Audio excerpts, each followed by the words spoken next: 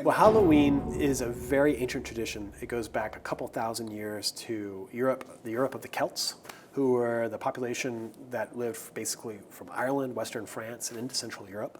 The Celts had a belief that in the fall, the boundary between the dead and the living grew very thin, and then there were a couple of ceremonies that needed to be observed in order to kind of safeguard the normalcy of everyday life. And one of them was having these huge bonfires, and everyone would take one and bring them back to our house.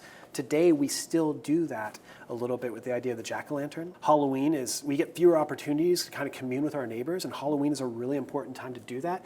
And anthropologists find that sometimes that just very token exchange of giving one thing for another in everyday life that we do kind of cements those relationships and builds those friendships. So I think Halloween is actually really about building community and building togetherness. And I should emphasize, Halloween has always been a young people's holiday. It's always been a holiday shaped by and about kids. The Detroit urban legend of the Nain Rouge is a really interesting story. It's kind of, it's what anthropologists have sometimes called an invented tradition. As the story goes, Cadillac is in Detroit, or the early frontier version, La Detroit, and the Nain Rouge appears, and not only does Cadillac not appease him, he actually brushes him aside and is very disrespectful for him.